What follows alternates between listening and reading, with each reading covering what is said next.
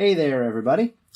All right, so our Band 8 feedback for this week. This is April the 1st, and we have 5 essays to check. So nice job to our Band 8 members. We got at least more than 50% of you guys giving me your essays this week, so that's great. And we're going to start today with Marco, and let's just take a look at our our prompt or our essay prompt today. We have, first of all, the question, why is that? Why are these plans being made in this open style? And also, do you see this as a positive or negative development? Okay, so we should have a pretty clear 2-body paragraph structure because we have 2 clear questions to answer. One explaining this trend, the reasons behind it, and the second one talking about your opinion, right?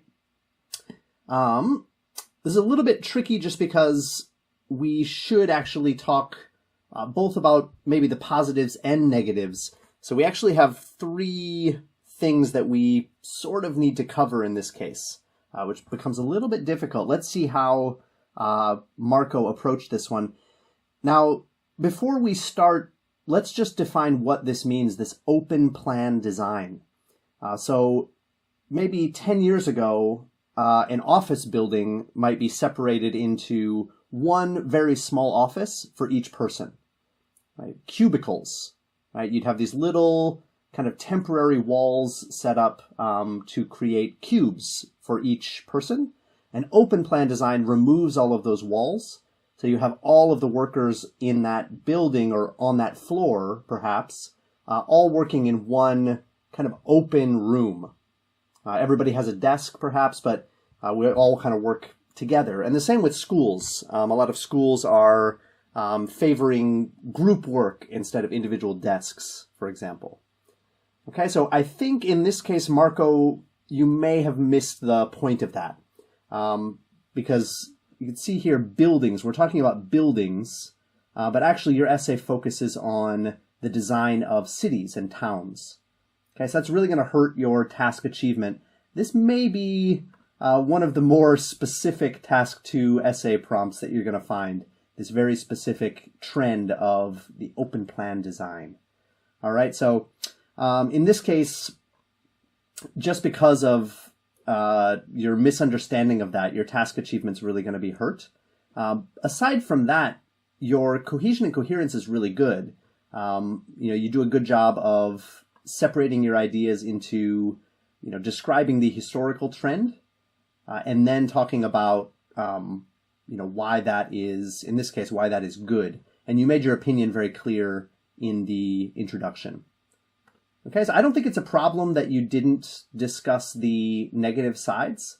I think, you've got these 2 questions pretty fully covered. The fact that this question asks you really directly, what is your opinion, rather than discuss both sides or to what extent do you agree or disagree, it's not really going to hurt you just to cover the positives in this case. All right?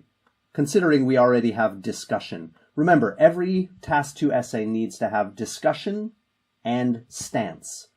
And this essay achieves that even without discussing the negative side of the issue.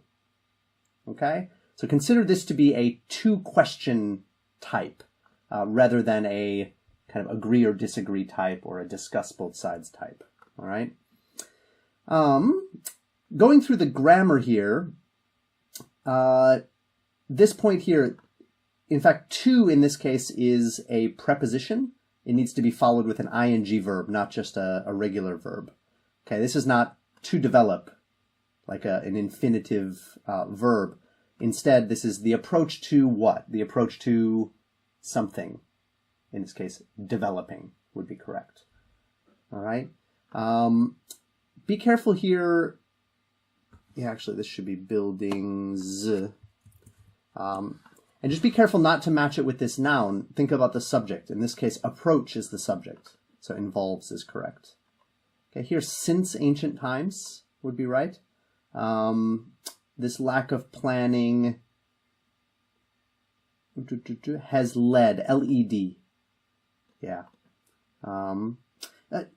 If you wanted to, you could also use the word throughout And that would make it just about the past. And maybe that's actually what you mean here, throughout.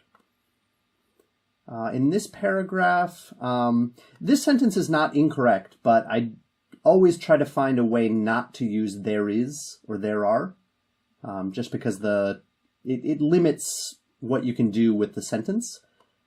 You can see how I changed it, exactly the same meaning, but starting with a real subject, city planners.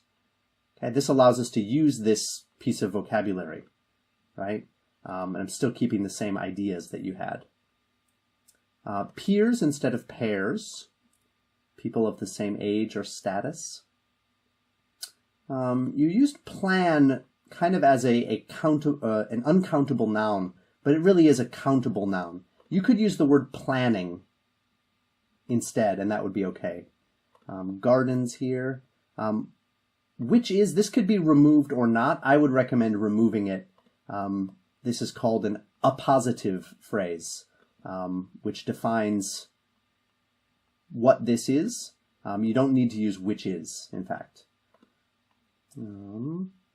And the word permit, a person is permitted to do something, but the way that you're using the word permit is sort of like the word allow.